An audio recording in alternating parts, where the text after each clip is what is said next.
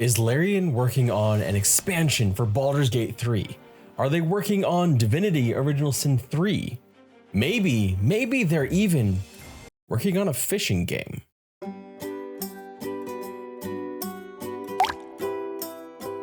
Well, they've actually told us more than you might think. In this video, we're going to talk about specifically what Larian themselves have said. This is not going to be pontificating and trying to figure out what they exactly mean as much as just what have they actually said, word for word. I'll allow it. We have to start with the most recent little nugget, one that came directly from Sven Vinka himself over on Twitter. Tweets that have spawned no end of speculation. They kind of set the world on fire for a little bit, at least the Baldur's Gate 3 world that we all inhabit. So what did he say? Been a great morning. After 4 months of rewriting and abandoning ideas and then revisiting them, finally figured out what Act 1 on this thing I've been working on needs to be. Quote me when it's revealed to see how much of today's draft survives. I suspect a lot. But this tweet is probably not as big a news story as you might think, as Sven actually said in the very same tweet thread. Also, it's not what you think, and this is not a teaser for an announcement.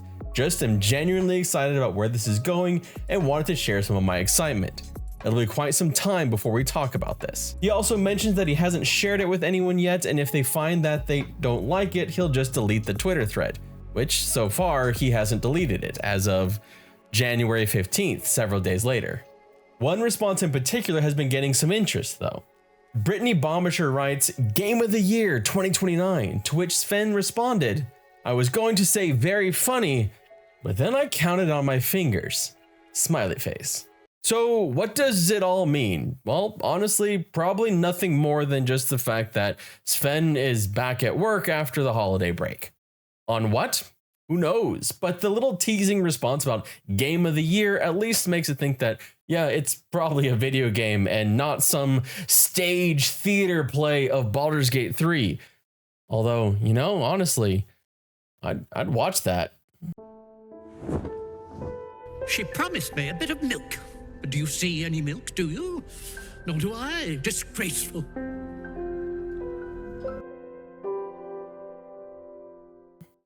That'd be front row.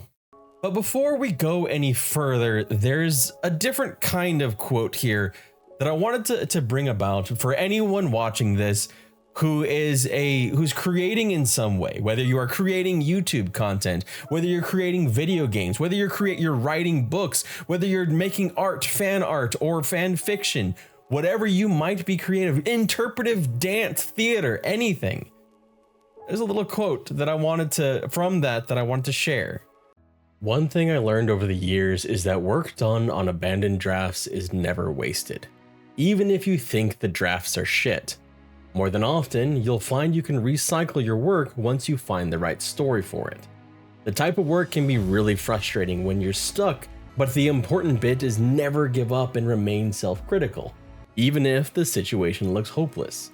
Creative work is the exploration of a vast search base, and it can take time to find the right path. Every piece of art has an ugly phase. Every first draft is shit. Whatever you're doing, whatever you're making, keep going with it. Keep working at it and don't give up. We need more. We need more art. We need more artists of all kinds. So just keep going, because I would love to be proud of what you're making someday. Stepping off my little pedestal there, let's move on to other things that Larian has said, the actual reason that you're here in this video. In a wide-ranging interview with IGN, Sven talked about everything from some of Bg4's controversies to its future. And it is perhaps the most telling that we have gotten so far from IGN. And your support has been really impressive. Patch 5 was incredible. Thousands of lines of dialogue, a playable epilogue, so cool. Looking ahead to 2024, can we expect more support or content, or are you taking a break? To which Sven responded, "No, well, obviously we're working on other things, but we're going to continue to support BG3. The community has been patient with us. This is a very large game with a number of permutations. We had this hook in patch 4, which nobody saw coming, which was the crime system. So depending on how big of a thief you were, you got this problem at the end of the game. And when QA does runs, they often just don't do that. So it's logical that you will not see that. There's just an interesting little thing here, and I wanted to pause. There's more to this quote, but it's an interesting little thing here that QA generally aren't as terrible as the general player base when it comes to being degenerate shits in Baldur's Gate 3. It is they did not expect as much thievery and downright criminal activity as what you did in the game. Back to the quote. So there will always be these things, and they're such small things sometimes, and they have such cascading effects in the long run of the game. So we're getting those under control. I'm not going to claim that they're all gone, so we know that, but we are going to keep on working on fixing those. The downside of these very large, complicated games is that they are something you have to deal with, and it's something they have been dealing with. To this point, Baldur's Gate 3 has had a lot of hot fixes and patches. Post-launch, the love that Larian has shown Bg4 has been both essential and extensive. Much needed bug fixes and performance issues have made it into 17 hot fixes and 5 large patches. At the time of this writing, the patches have included multiple lines of new dialogue, entire epilogue changes and additions, a new way to play the game with honor mode, in-game appearance changes, and so much more. They have made tremendous changes to the game in the 5 to 6 months or so that the game has launched, and I think most of the players on Bg4 now kind of feel like the game is in a good place. As long as you're not on Xbox, though there is thankfully a firmware upgrade on the way to help with the save issues. I've actually linked down below if you haven't seen it yet. There is a workaround for the Xbox save for Bg4, so if you're playing on Xbox, you try and use that until the firmware comes through. All of these changes could certainly be the more that Larian said they wanted to do for Baldur's Gate 3 all the way back in August of 2023 when the game launched. Larian in the past has not had DLCs or expansions. I still fondly remember when Divinity Original Sin 2 received a free update to their Definitive Edition. For those that don't remember the Definitive Edition for Divinity Original Sin 2, it contained approximately 150,000 new and rewritten words, new areas, new fights, and performance improvements, as well as a new story difficulty that toned down the battles for those that weren't into the tactical difficulty that came with the way Original Sin was made, which, to be fair, could be kind of tactically difficult. I'm personally playing through Divinity Original Sin 2 now, and I'm having my own struggles with it, so I may switch over to story mode. Don't tell anybody. One could argue that the free patches that we've already had, especially the big patches like the meaty patch 5, have kind of been this definitive edition for Bg4, adding new epilogue areas, new dialogue, and even the new difficulty mode, honor mode. But there's also a lot of people that will talk about things like cut content and wanting more like an actual full-on expansion for Baldur's Gate 3. And I just want to point out here that having not done a DLC or expansion in the past doesn't preclude them from doing it now in the future. In fact, it's something that they talked a little bit about not too long ago, and some of the difficulties that they run into specifically with the nature of D&D in this interview with PC Gamer. Honestly, we haven't started on an expansion, Vinka said. Level 12 to 20 adventures require a different way of doing things in terms of antagonists you're going to have to deal with, which require a lot of development to do them properly, Vinka said, which would make this much more than an expansion in terms of development effort. A lot of D&D adventures are sub-level 12 for precisely that reason. So it sounds like neat, easy expansion material until you start thinking about it, and it's not as easy as one would imagine.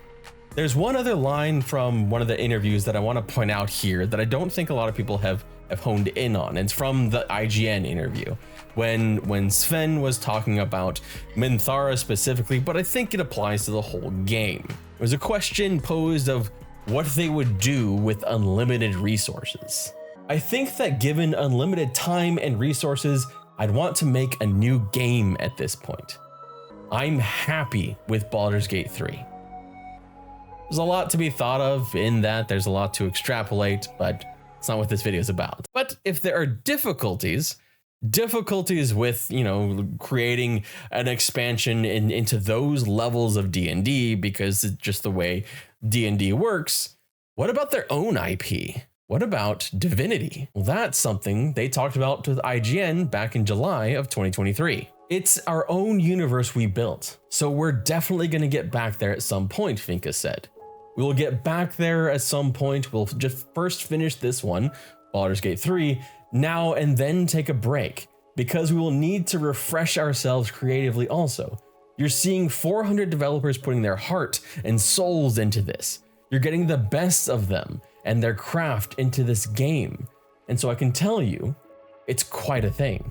That break, you know, might be something where Larian could work on one of those smaller projects that they want to. Smaller projects like this one.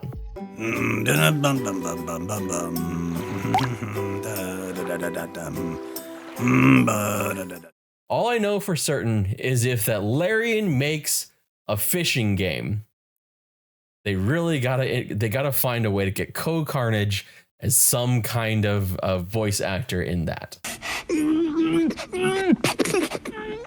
I'm sorry, I can't do it. I'm just too excited to talk to you. In the end, it probably doesn't matter what Larian is or is not working on right now. We'll find out in due time, and it's probably going to be a bit longer than any of us want it to be. But quality does take time, and that's something we got with Baldur's Gate 3. Baldur's Gate 3 did not develop overnight, and I don't think anything we get from Larian in the future is going to develop overnight either. I don't think we want to rush anything with them. And while they may go off and work on some multiple smaller projects in the meantime before going on to another big project, I wanted to leave you with one quote from Sven that I think is very important. "I know what we want to make, and the team also knows where we're heading," he said. "We'll see where that lands. I've learned in the past you need to be careful announcing things before they're ready, because sometimes you have to cancel them, because they don't work out. We could work on the expansion and it could be boring, and we should stop working on it, because if we would continue on something that's boring, we would then have to sell it to you. And then we'd have to say, here's a boring thing and we want you to buy it. That would not be cool.